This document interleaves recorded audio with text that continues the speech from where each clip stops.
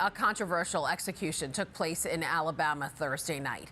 Kenneth Smith was put to death using nitrogen gas. It's the first time that form of capital punishment has ever been used in the United States.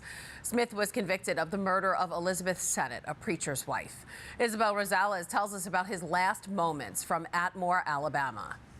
This is the first new method of execution since 1982. That was when lethal injection was first introduced and used here in the U.S. We're told by media observers who were there witnessing the execution that Kenneth Smith's last words were among, quote, "Tonight Alabama causes humanity to take a step backwards." There was a press conference following that execution where witnesses described Smith as being conscious for several minutes. 2 minutes he was shaking on the gurney and against his mask that was pumping nitrogen gas. And then it was followed by several minutes of deep breaths before his breath then slowed down. The Alabama Department of Corrections Commissioner John Hamm, he was asked about that shaking, especially since the state had argued in court documents that he would be unconscious within seconds via this method of execution, nitrogen gas. And what he said was, quote, "nothing out of the ordinary for what they expected from a nitrogen hypoxia execution."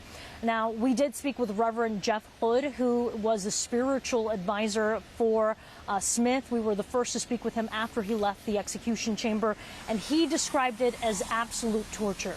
Listen. That was torture. That was absolute torture, and torture is evil. I thought that was something that, as a country, that we held, that it's wrong to torture people, it's wrong to experiment on people, but that's what I saw. We also spoke with Mike and Chuck Sennett, the sons of Elizabeth Sennett. They say that they have been waiting 35 years for justice, that Elizabeth, their mother, was a simple preacher's wife raised in the country. And here's what else they said. They're talking about Smith and what's happening to him. No, bro, everybody's forgot about the woman in Colbert County. That's what she's known as right now. Her name's Elizabeth Sennett. He killed her. He's got to pay that price for what he done to our mother. That was Isabel Rosales reporting. Alabama is one of 3 states, alongside Oklahoma and Mississippi, approved to use nitrogen gas as a form of execution. The Catholic Church is against any form of the death penalty, and starting in 2018, Pope Francis declared capital punishment inadmissible under all circumstances. It was a change to Catholic catechism, which said the church didn't exclude the death penalty if it defended human lives against an unjust aggressor.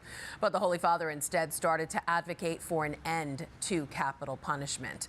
It is a call echoed by the Catholic Mobilizing Network, who Thursday night on Twitter released a statement in response to Kenneth Smith's execution, saying, quote, "Our prayers and actions should be working toward embracing justice solutions that aren't rooted in revenge. The pursuit of death in the name of justice must end."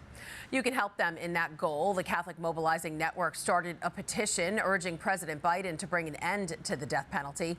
To sign it, just go to catholicsmobilizing.org and click on the Take Action page. And you can read more about this controversial execution on the Tablet's website, thetablet.org. Hi, I'm Christine Persichetti, anchor of Currents News. If you like what you saw, please hit the like button on this video. And if you want to see more content just like it, subscribe and click on the bell for notifications. Thanks for watching, because we are putting your faith in the news.